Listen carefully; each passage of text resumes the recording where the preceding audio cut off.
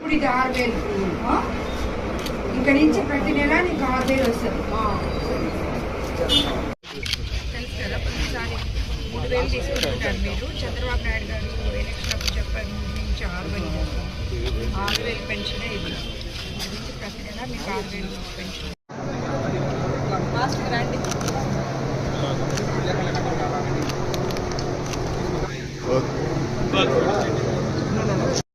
Glass సరే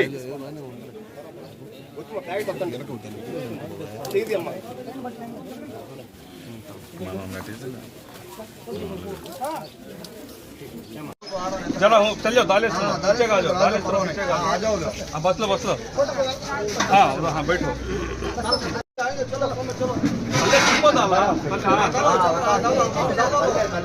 छिपदालो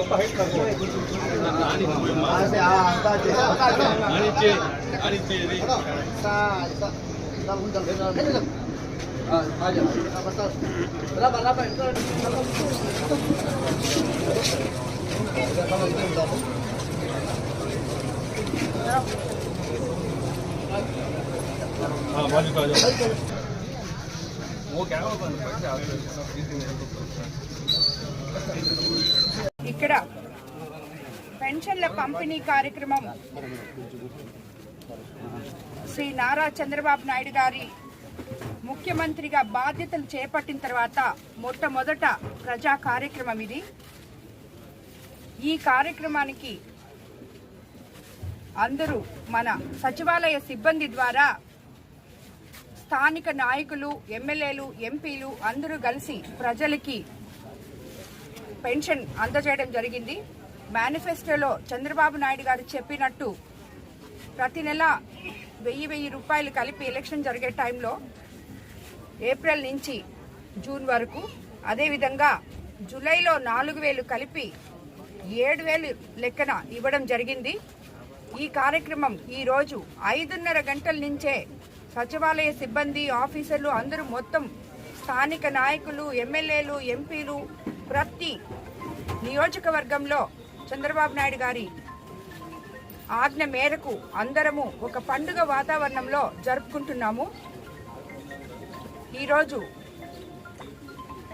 అదేవిధంగా వికలాంగుల పెన్షన్ 3,000ని 6,000 చేస్తామని కూడా మనం చెప్పడం జరిగింది ఎలక్షన్ ముందు. అదేవిధంగా ఆ పెన్షన్ కూడా ఈరోజు అందరికీ 6,000 అందించడం జరిగింది. ఇవన్నీ మేము ఎలక్షన్ ముందు వచ్చి ఈ మాటలు చెప్పి ఓట్లు అడగడం జరిగింది ప్రజల్లోకి వెళ్ళి. ఈరోజు మేము వాళ్ళని ఒక మాట చెప్పి అడిగినందుకు వాళ్ళందరూ అత్యంత భారీ మెజారిటీతో చంద్రబాబు నాయుడు గారిని ముఖ్యమంత్రిగా చేసుకున్నారు, నన్ను ఎమ్మెల్యేగా చేశారు.